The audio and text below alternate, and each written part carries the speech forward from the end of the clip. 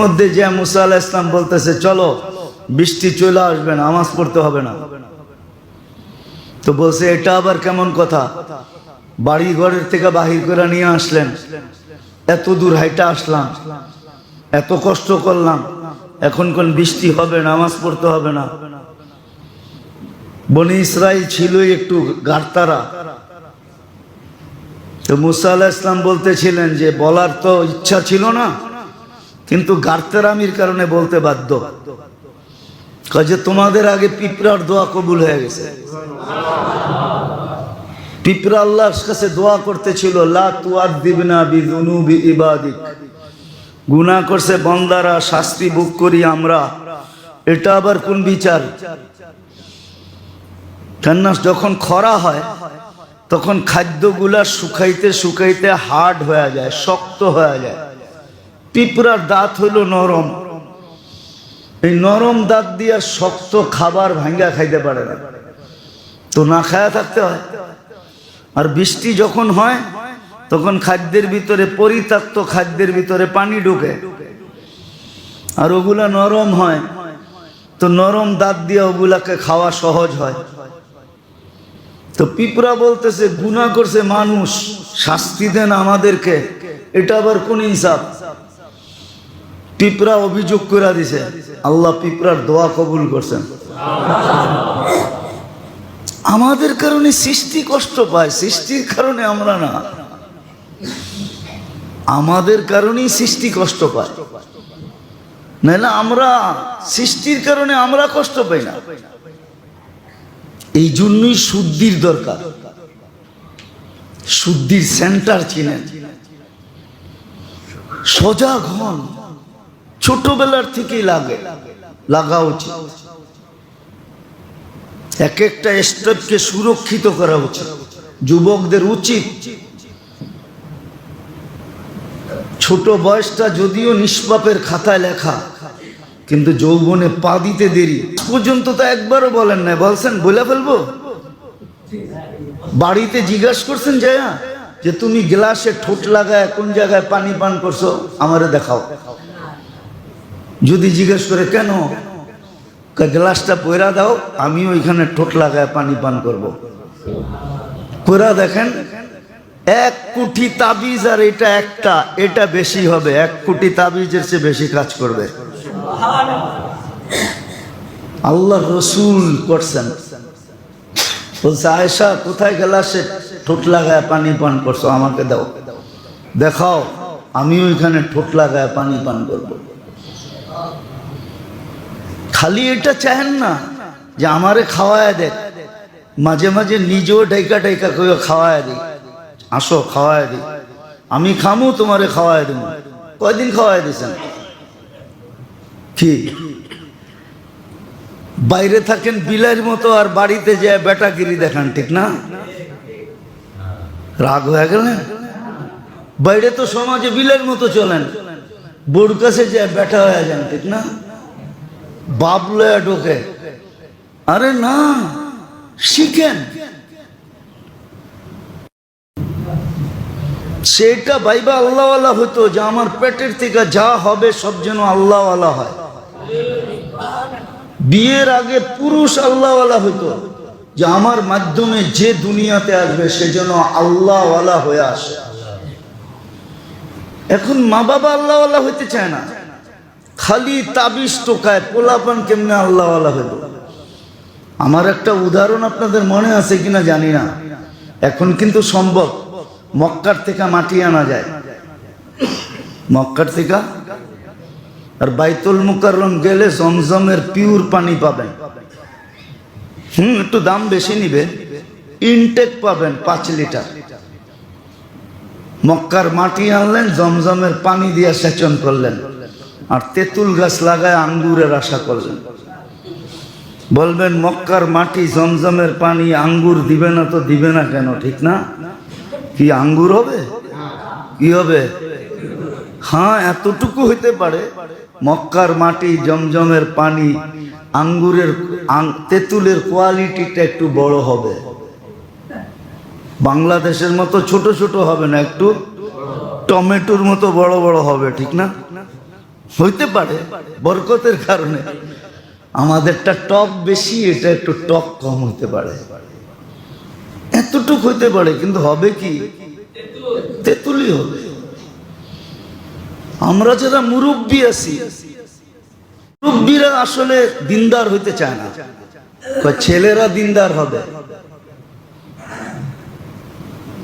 আমরা বড়রা সালাম দিতে চাই না, ছোটরা আমাদেরকে সালাম দিবে, অথচ আল্লাহর রসুল যাকে দেখতেন তাকেই সালাম দিতেন, ছোটকে দিতেন, বড়কে দিতেন। তো বড়রা সালাম পাইতে চায়, দিতে চায় না। আমাকে স্যার বলবে, আমি স্যার বলবো কেন?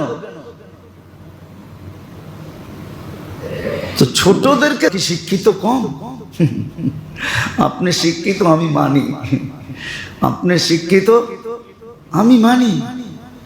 ডুব সবাই দিতে পারে, কিন্তু ডুবুরি নাম সবাই হয় না। ডুব দিলেই কি ডুবুরি হয় নাকি? ডুব তো সবাই দিতে পারে, দিতে পারে না ডুব? কি মনে হয় বোঝেন নাই? আর কেমনে বুঝামু? ডুব তো সবাই দেয়, ঠিক না? এই জন্য আপনার নাম কি ডুবুরি নাকি? না, আপনার নামও ডুবুরি? ডুবুরি আপনার পেশা? এরকমই মনে করেন, ডুব তো সবাই দিতে পারে। যান দক্ষিণ অঞ্চলে এতটুক পোলা পান নদী সাঁতরায় যেতেছে, ঠিক না? দল বাইন্দা, আবার ডুব দেয় কি এইখান থেকে ডুব দিয়ে ওই মাথায় যে ওঠে, ও কি ডুবুরি? যদি এইটা বোঝেন তো আমার কথাটা কেন বোঝেন না? আমার কথাটা কেন বোঝেন না? সত্য এটা, ডুব দিলেই ডুবুরি হয় না। সব শিক্ষারই হান্নান মান্নান দায়ান ফাআলুন লিমা ইউরিদ। والصلاة والسلام على حبيبنا المصطفى الذي بعثه إلى الجن وإلى الإنس وإلى الأبيض وإلى الأسود وإلى المشرق وإلى المغرب وإلى المشرقين وإلى المغربين رسول رب العالمين رحمة للعالمين شفيع المذنبين حريص بالمؤمنين رؤوف رحيم صلى الله عليه وعلى آله وأصحابه وأتباعه ونائبه صلاة وسلاما كثيرا كثيرا. أما بعد فأعوذ بالله من الشيطان الرجيم. بسم الله الرحمن الرحيم. قد أفلح من تزكى وذكر اسم ربه فصلى وقال جل جلاله إنا أعطيناك الكوثر فصل لربك وانحر إن شانئك هو الأبتر. وقال رسول الله صلى الله عليه وسلم عن الله تبارك وتعالى اطلبني تجدني فإن وجدتني وجدت كل شيء وإن فتني فاتك كل شيء وأنا خير لك من كل شيء أو كما قال عليه الصلاة والسلام. সম্মানিত উপস্থিতি, কোরআন হাদিস থেকে যতটুকুই তেলাওয়াত করলাম আশা রাখি একই সামনে রেখে কিছু কথা রাখবো, সাথে সাথে দোয়ার দরখাস্ত। আল্লাহ আমাদের সকলকে যেইভাবে শোনার দরকার ওইভাবে শোনা, যেইভাবে বোঝার দরকার ওইভাবে বোঝা, এবং সাথে সাথে আমল করার তৌফিক দান করেন।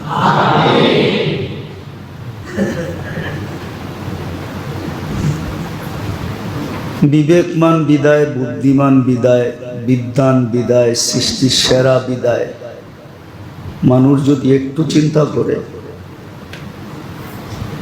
তাহলে বোঝা অতি সহজ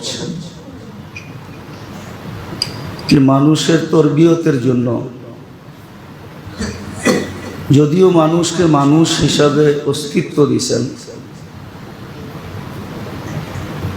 কিন্তু শ্রেষ্ঠত্ব যাতে অক্ষুণ্ণ, শ্রেষ্ঠত্ব যাতে ক্ষুণ্ণ না হয়, শ্রেষ্ঠত্ব যেন ঠিক থাকে।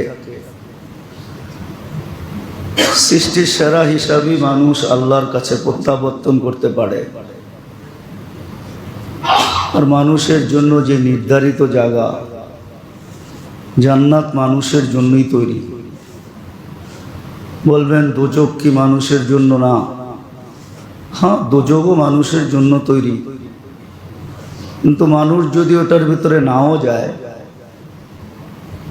তাহলে ওটাকে পরিপূর্ণ করার ব্যবস্থাপনা আল্লাহ করে দিয়েছেন। হিজারা পাথর দিয়ে ওটাকে ভরা দিবে। তারপরও যদি পেট না ভরে তো আল্লাহ কুদরতি পাও রেখা দিবে, আর দোজক চিৎকার দিয়ে উঠবে কত কত কত, হাদিসের শব্দ যে আমি ভরা গেলাম। তো মানুষের জন্য নির্ধারিত জায়গা আল্লাহ জান্নাতই বানাইছেন, মানুষ যেন ওইখানে পৌঁছতে পারে। এই জন্য মানুষের তরবিয়তের জন্য আল্লাহ যতটুকু চেষ্টা করছেন, নবীদের দ্বারা, রসুলদের দ্বারা, কিতাবের দ্বারা, কিয়ামতের সকাল পর্যন্ত দায়িত্ব প্রদানের দ্বারা আল্লাহওয়ালারা, ওলামায়ে কেরাম মানুষকে 24 ঘন্টা রাস্তা দেখাইতে থাকেন। যত ধরনের বাধা আসে, বিপত্তি আসে, কষ্ট আসে, ক্লাস আসে, সব কিছুকে সহ্য করা যায়। চোখের সামনে দেখো, ওপেন দুনিয়া। এখন আর ডাকা ছুপা লুকানো কিছু নেই। ডেলি ধান কাটলে কয় টাকা পায় মজদুর, এটা সুস্পষ্ট, ঠিক না? এখন গ্রামে ধান কাটার মজদুর কত ডেলি জানেন? দূর মিয়া, 700 দিমু আমারে দেন 2-4 ডজন। 1000-1200, এটা হলো ঠিক কথা। 1000-1200 নিচে কোনো মজদুর পাওয়া যায় না। তাহলে যদি 1000 টাকা কামায় মাসে, 3000 টাকা, 30,000 টাকা কামায়, ঠিক না? কিন্তু আলেম ওলামা দেখবেন মাদ্রাসা মসজিদে পড়া আছে। কেন পড়া আছে? ওর কি প্রয়োজন নাই? তো দায়িত্ব কাঁধে বিদায় পড়া আছে। এটা আমার বোঝানোর উদ্দেশ্য না, যেটা বোঝানোর উদ্দেশ্য এটা বুঝাইতে চাইতেছি। কিয়ামত পর্যন্ত আলেম ওলামা আল্লাহওয়ালারা দায়িত্ব কাঁধে বিদায় মানুষের তরবিয়তের রাস্তা দেখাইতে থাকে। আমার তো একটা ভাবনা বা বুঝ, চিন্তাধারা, আল্লাহ মানুষকে যতটুকু বুঝাইতেছেন, তরবিয়ত করতে চাইতেছেন, এতটুকু যদি অন্য কোনো প্রাণীকেও বলতো তাহলে মনে হয় সব প্রাণী আমাদের চেয়ে 1,00,000 কোটি গুণ বেশি আগায় যেত। 1,00,000 কোটি গুণ বেশি আগায় যেত। মুরগি ঘুমের থেকে উঠেই আল্লাহর প্রশংসা করে। আমরা যদিও বলি মুরগি আজান দেয়, কিন্তু আজান দেয় না, ও তো আল্লাহর প্রশংসা করে। শুকরও ঘুমের থেকে ওইটা আল্লাহর প্রশংসা করে। কিন্তু বলেন আমরা ঘুমের থেকে ওইটা কয়জন ঘুমের দোয়া পড়ছি? এই যে নতুন একটা জীবন ঘুমের থেকে উঠার পরে দিল, কয়জন আল্লাহ শুকরিয়া আদায় করছি? দোয়া না, শুধু আলহামদুলিল্লাহ বলছি, এরকম কয়জন বলেন? নিজের বিবেককে প্রশ্ন করেন। আচ্ছা, মউত নামই হইতো, এরকম ঘুমের ঘোরেই যদি রেখা দিতেন। 27 বছর ধরে তো একজন আছে ঘুমের ঘোরে পড়ে আছে, নাই?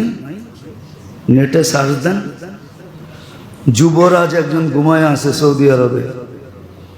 কত বছর? 27 বছর ঘুমায় আছে।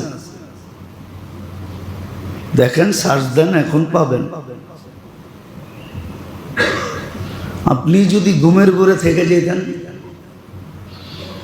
309 বছর আসহাবে কাহাফকে ঘুমের ঘরে রেখে দিয়েছেন। সালাসামিয়াতু সানা ওয়াজদাদু তিসআ।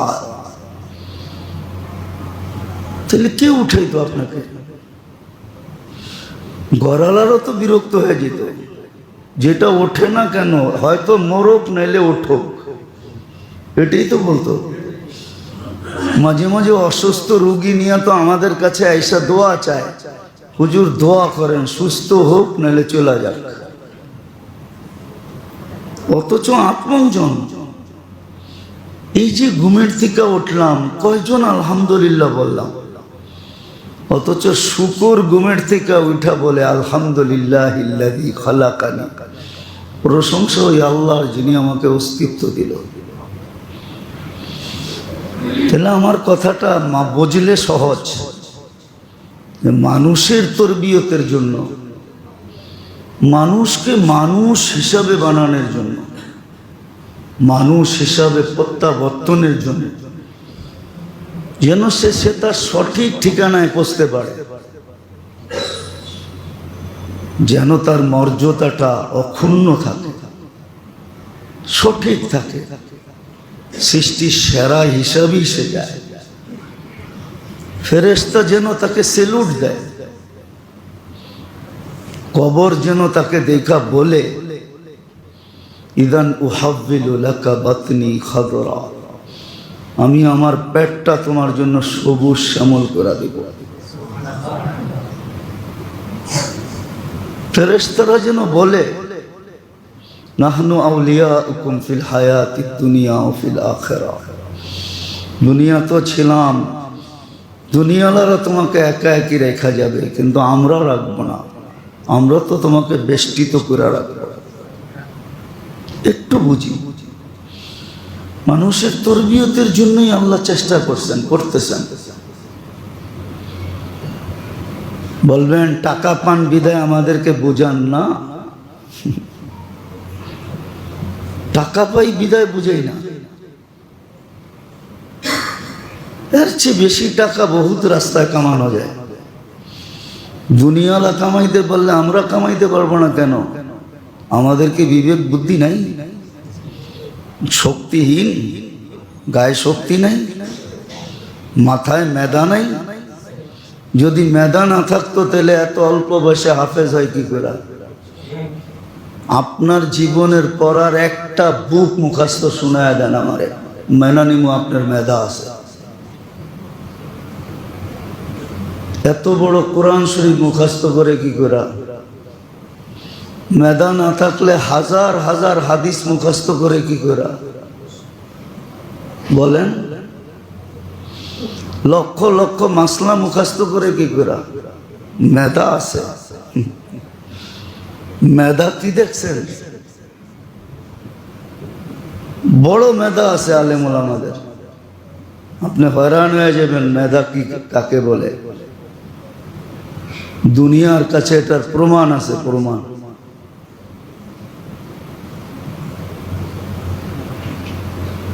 দুনিয়া করতে পারতো, মেধা আছে, এমন না যে মেধা নাই। তো যেটা বুঝাইতেছিলাম ভালো মতে বোঝেন, কাজে দিবে। কেননা জীবনের গতি তার দ্বারায় চলে, আমার দ্বারায় চলে না। যিনি জীবন দিচ্ছেন, সেট করছেন, ওনার দ্বারায় জীবনের গতি চলে, আপনার আমার দ্বারায় চলে না। এই জন্যই তো মনীষীরা কখনো মাথা উঠাইতেন না, সারাদিন চুপ থাকতেন আর ভাবতে থাকতেন।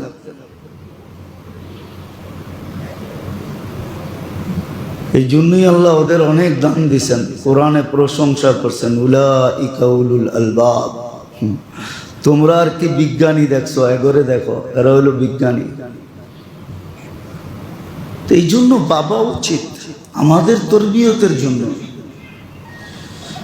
আমাদের অনেকগুলা জিনিসকে অক্ষুণ্ণ রাখার জন্য, শ্রেষ্ঠত্বকে ঠিক রাখার জন্য আল্লাহ মানুষকে তরবিয়ত করছেন। আল্লাহ নিজে মুরব্বী, তরবিয়ত করছেন মানুষকে, সঠিক রাস্তা দেখাইছেন, সদা সর্বদা সতর্ক করেন। ইউহাযযিরুকুম, কোরআনের শব্দ, তোমাদেরকে সদা সর্বদা দুটা রাস্তা রাইখা দেখায় দিছেন।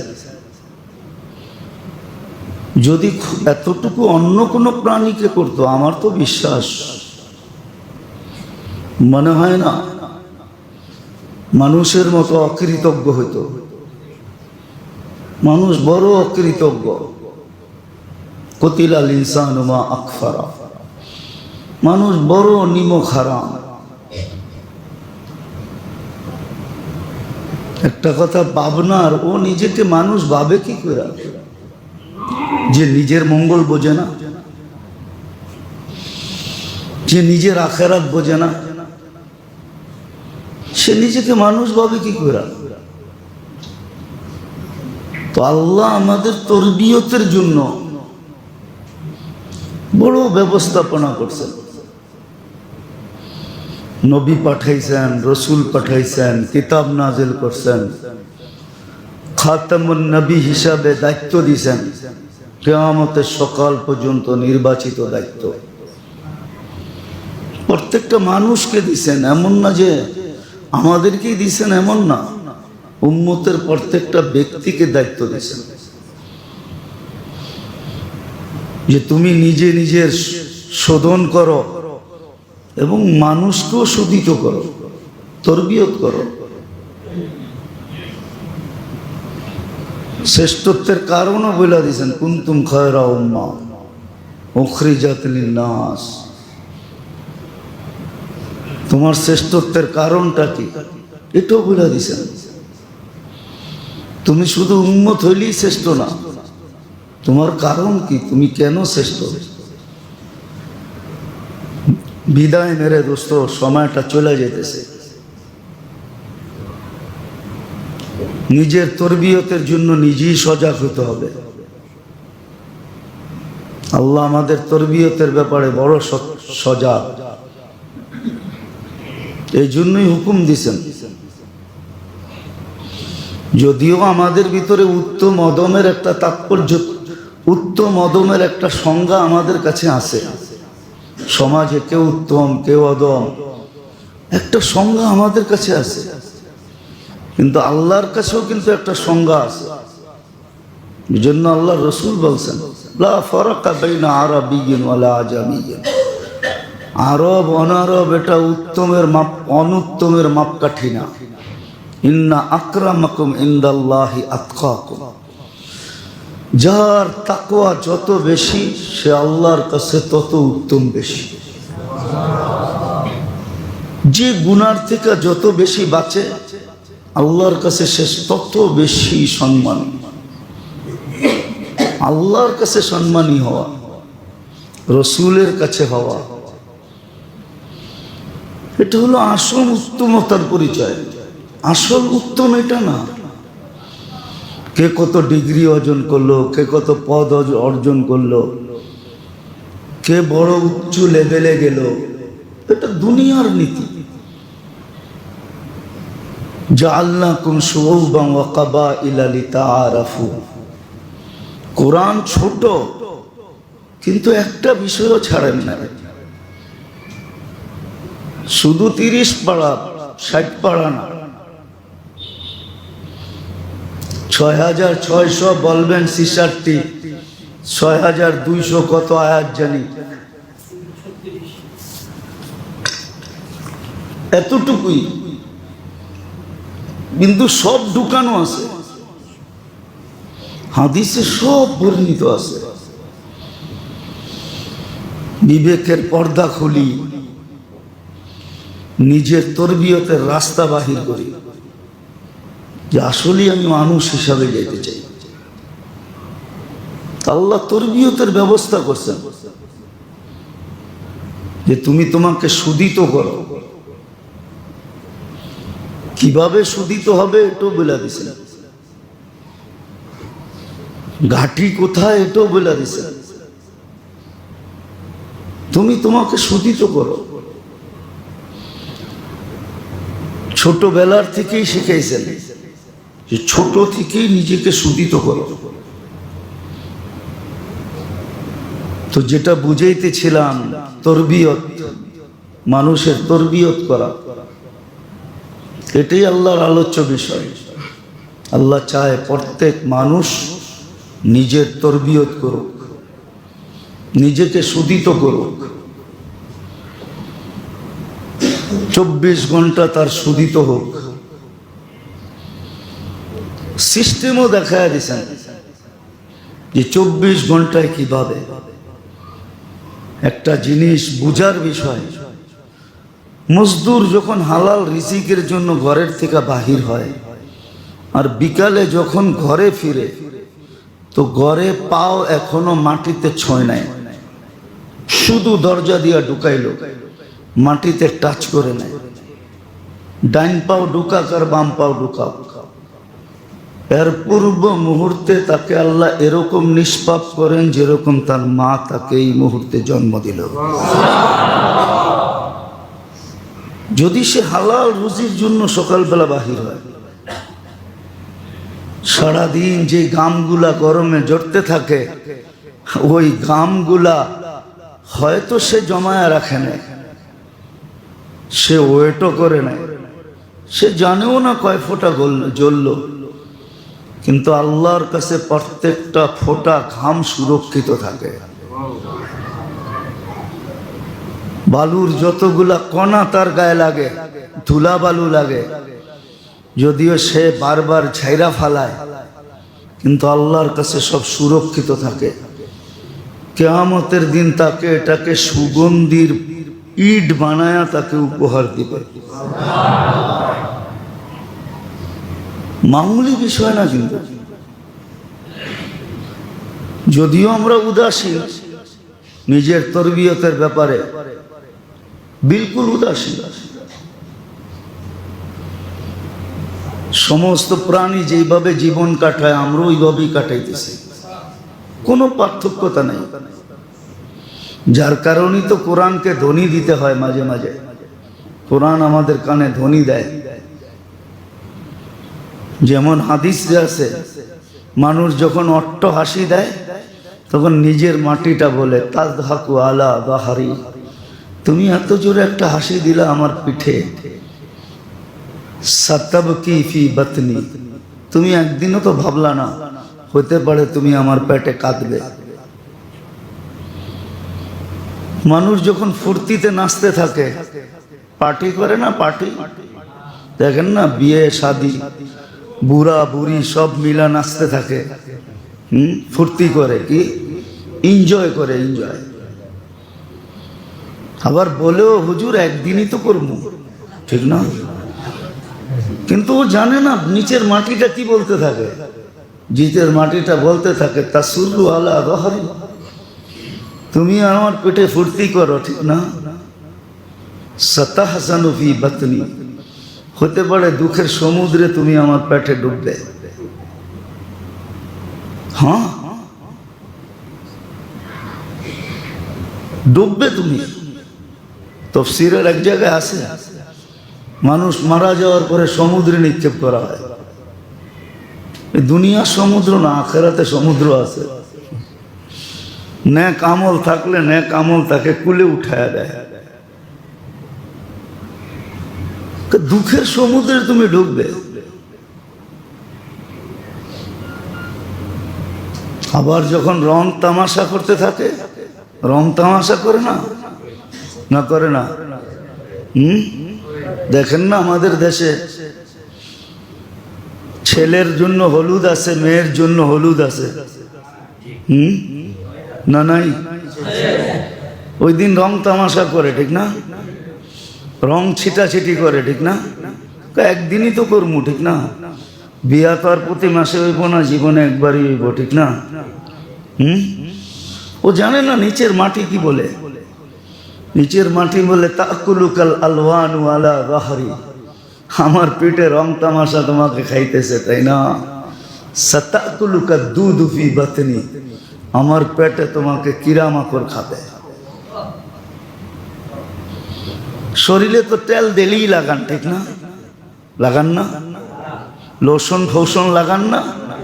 কোনোদিন লাগানোর সময় ভাবছেন যে এই শরীরটারই তো একদিন পোকামাকড় খাবে? পোকামাকড় তো বাইরের থেকে হবে না। বিজ্ঞানকে জিজ্ঞাসা করেন, মানুষকে কবরে দিলে কয়দিন পরে আপনার শরীরটা পুরা কিরামাকড় আপনার পেটের থেকে বাহির হয়ে পুরা শরীরটাকে গ্রাস করবে? জিজ্ঞাসা করেন না। কয় ঘন্টার মাথায় পেটের থেকে সব বাহির হয়ে যাবে পিসের রাস্তা দিয়া, আর ময়লাটা পুরা শরীরকে ডাকবে, আর ওইটার থেকেই পোকা তৈরি হবে, আর ওইটাই আপনাকে আস্তে আস্তে খাবে। কয়দিনের মাথায় খায়া গোস্ত শেষ করবে? জিজ্ঞেস করেন না। আপনাদের বিজ্ঞানকে জিজ্ঞেস করেন, আমাকে জিজ্ঞেস করা দরকার নেই। খালি বিজ্ঞান বিজ্ঞান নিয়ে চলেন তো, বিজ্ঞানকে জিজ্ঞেস করেন। তো মাটি তো বলে তাকুলুকাল আলওয়ান। কোনোদিন লোশন লাগানোর সময় ভাবছেন যে হায় এই শরীরটাকে কেমনে পোকামাকড় খায়া ফেলবে? আমি কত যত্ন করে রাখি, ওরা এত নিষ্ঠুর হবে কেন, এত নির্দয় হবে কেন, আমার শরীরটাকে খায়া ফেলবে?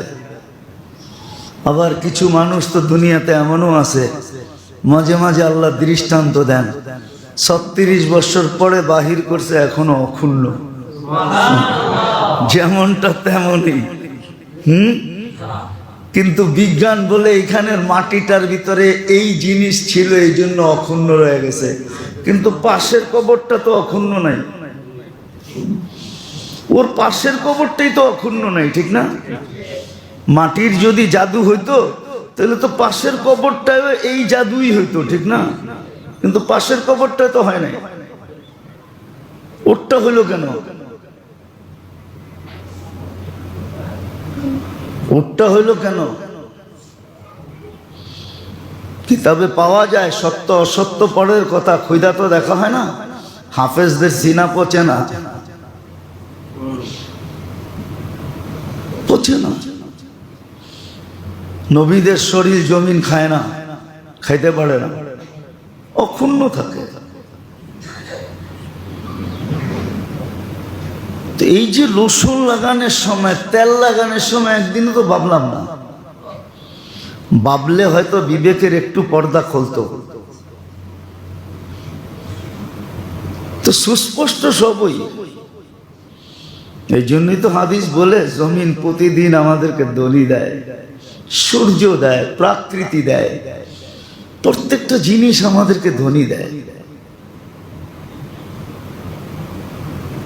কর্মচারী যেরকম সব সময় মালিককে চোখে চোখে রাখে, কোনো অনীহা হোক এটা সে পছন্দ করে না, কোনো দুঃখ দুর্দশা হোক এটা সে পছন্দ করে না, তাকে রাখাই হয়েছে। এই জন্য সৃষ্টিও চায় না আমাদের কোনো ক্ষতি হোক। সব সৃষ্টি আমাদেরকে 24 ঘন্টা সতর্ক করে। কিন্তু আফসোস, আমাদের বিবেকের পর্দা খোলা থাকলে তো হতো। আমাদের বিবেকের পর্দা তো খোলা না। শুধু শুধু তো কোরআন বলে নাই ওয়াফি আনফুসিকুম আফালা তুবসিরুন। আমার তো 24 ঘন্টার ভিতরে বেশি সময় এটাই কাটতো, আমি আমাকে নিয়ে ভাবতাম যে আমার কি হবে, মৃত্যুর পরে আমার কি হবে, আমি কিভাবে আল্লাহর সামনে দাঁড়াবো, কি জবাব দিব, প্রশ্ন উত্তর তো হবে। এটি তো 24 ঘন্টা ভাবা উচিত ছিল। কিন্তু বলেন আপনারা, আমরা সারা দিনে নিজেকে নিয়ে কতটুকু ভাবি? সংসার নিয়ে ভাবি, বিবি বাল বাচ্চা নিয়ে ভাবি, সমাজ নিয়ে ভাবি, পাড়া প্রতিবেশী নিয়ে ভাবি, একে সেকে নিয়ে ভাবি। যেটা আমার ভাবনার সীমানায়ও পড়ে না, আমার দায়িত্বের ভিতরে পড়ে না, ওটা নিয়ে সারাদিন ভাবতে থাকি। কিন্তু আমাকে নিয়ে আমি কতটুকু ভাবি? অথচ উচিত তো ছিল আমাকে নিয়ে ভাবা, নিজেকে নিয়ে ভাবা। অফি আনফুসিকুম আফালা তুবসিরুন। কোরআন তো এটাই বলে যে তুমি তোমাকে নিয়ে ভাবো, তুমি তোমাকে নিয়ে চিন্তা করো, তোমার শুদ্ধির ব্যবস্থা করো। তো কথা শুরু এটাই ছিল যে আল্লাহ মানুষের তরবিয়ত নিয়ে, মানুষের কত অনেকগুলা জিনিস যেন অক্ষুণ্ণ থাকে, গন্তব্যে যেন মানুষ পৌঁছতে পারে। এই জন্যই আল্লাহওয়ালারা চিৎকার দেয় শুদ্ধির ব্যাপারে, এই জন্যই চিৎকার দেয় যে তুমি তোমাকে শুদ্ধি করো। আমাদের দেশে স্বাস্থ্য বিভাগের কাজই হলো যে মানুষ সুস্বাস্থ্য থাকবে কিভাবে, এটা নিয়েই ভাবা ওদের কাজ। এটার জন্যই স্বাস্থ্য সংস্থা, এটার জন্যই ওদের পিছনে এত খরচ, এটার জন্যই ওদের গাড়ি বাড়ি শাড়ি হাঁকা হকি সব, এটার জন্য যে মানুষ কিভাবে শুদ্ধ থাকবে, সুস্থ থাকবে। আমাদেরও শুদ্ধি নিয়ে ভাবা উচিত যে আমি কিভাবে শুদ্ধ থাকবো। হ্যাঁ বলবেন মানুষের কি গুনাহ হবে না? হবে, কিন্তু কোরআন তো শিখাইয়া দিছে ইয়াতবাউ সাইয়্যাতুল হাসানা, গুনাহ হয়ে গেল সাথে সাথে একটা নেক করে ফেলো। আল্লাহ নেক করতে সময় লাগবে না তো পদ্ধতি দিয়া দিছেন, সুবহানাল্লাহ বইলা ফেলো, আলহামদুলিল্লাহ বইলা ফেলো, লা ইলাহা ইল্লাল্লাহ বইলা ফেলো, আল্লাহু আকবরই বইলা ফেলো।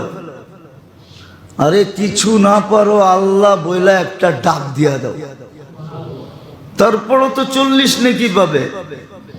গুনাহ তো একটা হইলো, নেকি তো 40টা হইলো। আল্লাহ বললে কয় নেকি? 40 নেকি হয়, 40 নেকি। গুনাহ করলে কয় গুনাহ হয়? এক গুনাহ, এক কাটা যাবে, তারপরও তো 39টা থেকে যাবে। পদ্ধতি তো শিখাইছেন। এখন যদি প্রশ্ন করেন শুদ্ধি জিনিসটা কি, তাহলে যুক্তি দিয়া বুঝাইতে হয় শুদ্ধি জিনিসটা হলো, শুদ্ধি জিনিসটা হলো, এটার জন্য আমাদের ভাষায় দুটা জিনিস আছে, একটা হলে বলে তাহলিয়া, একটা বলে তাখলিয়া। তাহলিয়া আরবি শব্দ, আর তাখলিয়া একটা হা দিয়া একটা খ দিয়া। তাখলিয়া কিছু জিনিস ভিতর থেকে খালি করতে হবে, আর তাহলিয়া কিছু জিনিস ভিতরে ঢুকার জন্য রাস্তা করে দিতে হবে। যেমন এলাকা উন্নত হয় কখন? যখন যোগাযোগ ব্যবস্থা ভালো হয়। ঠিক না? ঠিক। যোগাযোগ ব্যবস্থা যেই এলাকায় যত সুন্দর, রোড ঘাট যেই এলাকায় যত চওড়া যত সুন্দর, ওই এলাকা তত উন্নত। ঠিক না?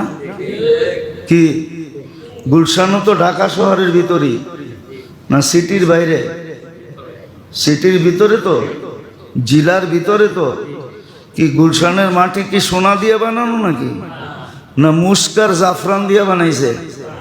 হ্যাঁ, কি বরং পুরান টাউনের মাটির থেকে পচা মাটি বেশি গুলশান বানানিতে, কারণ ওইখানে বহুতল বিল্ডিং করলে পাইলিং করতে হয়। পুরান টাউনের মাটি তো বইতে বইতে এখন মাটি আর মাটি রয় না, ইট হয়ে গেছে। ঠিক না? কি বেশি পালে পাইলিং করতে হয় না, সত্য না? সত্য তো। কিন্তু এটা এত উন্নত কেন? যোগাযোগ, রোড ঘাট সব কিছু সুন্দর হওয়ার কারণে। তো তাহলিয়া বলে নিজের ভিতরে এরকম কিছু লাইন, যোগাযোগ ব্যবস্থা তৈরি করা, যার দ্বারা নেক সহজে ঢুকতে পারে, আল্লাহর অনুগত্যতা ঢুকতে পারে, ওই যোগ্যতা অর্জন করা। এই জন্যই বিজ্ঞান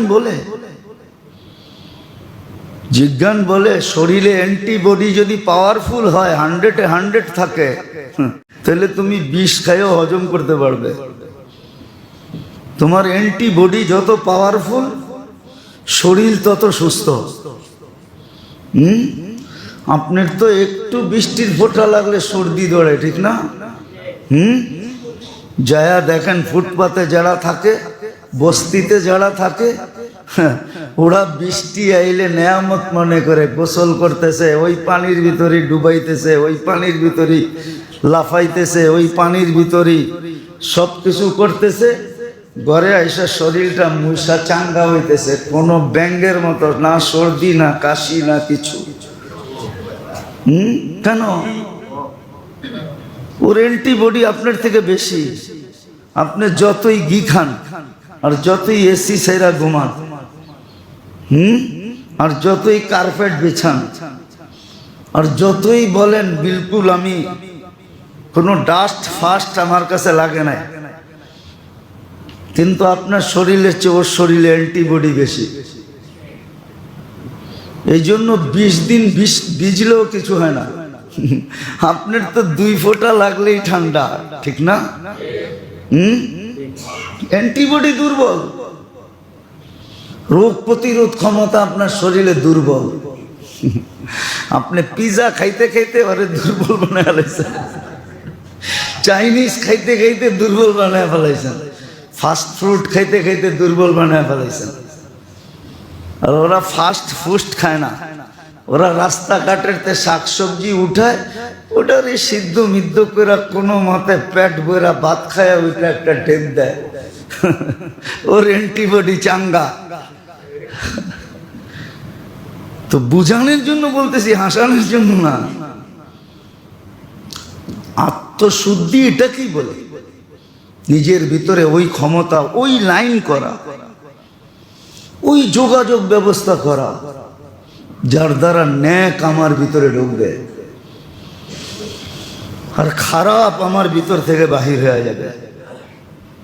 তাখলিয়া, কিছু খালি করা আর কিছু ভিতরে ঢুকানো।